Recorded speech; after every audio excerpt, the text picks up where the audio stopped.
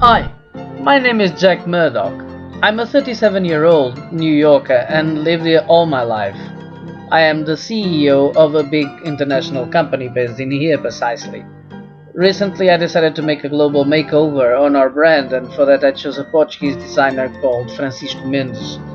Although only 32, this particular designer started to make a name for himself in the graphic design industry, so I asked my personal assistant to contact him using the email on the artist's website. After 2 weeks though, and as we didn't get any answer, I asked her to send another one, emphasizing the urgency of our project. Still, no answer.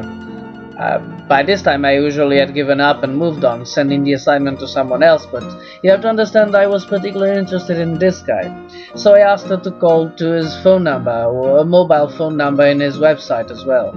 She returned with a somewhat puzzling reply. He would rather talk to me in person. So I decided I should make the call this time and tell him a few words.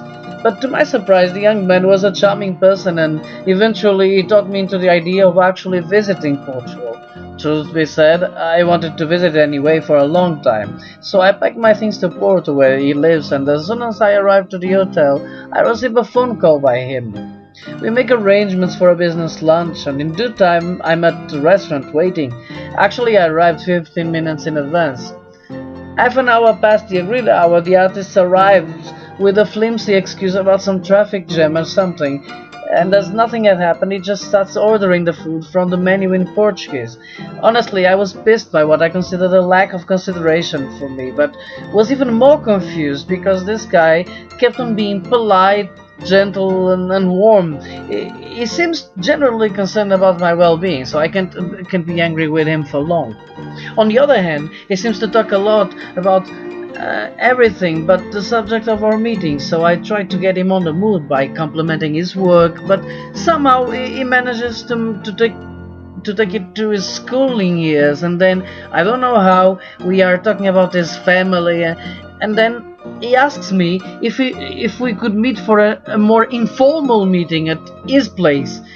He seems to like me, and I can't say no, but I have to say as well, I'm getting really worried about the project. I feel like we are wasting valuable time. Ironically, my cab gets stuck on a traffic jam. I end up arriving late to the address.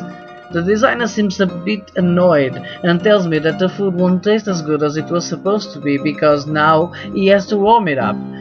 I was honestly ashamed by his remarks, but then he starts to treat me as usual with a very polite and welcoming manner. The food was great, I tell you that, but again the conversation goes on and in circles about everything and nothing. My homeland, international politics, economy, football, I have no idea what to say here, and so on. By the end of the meal I'm positively angry and feeling that this was definitely a complete waste of time. I made a friend, but not a contract. As I am being walked to the door by the ever-so considering Mendes and I am mentally packing my stuff to return to New York, he is telling me about the blue of Klein's work, and then, as he shakes my hand and tells me, "You are a very remarkable person, Mr. Murdock. I can't wait to start working for your project. Let's meet tomorrow and we will discuss everything, including your concept, the time frame and the budget." I remain open-mouthed at the door, with my hands still in the air, only able to say yes.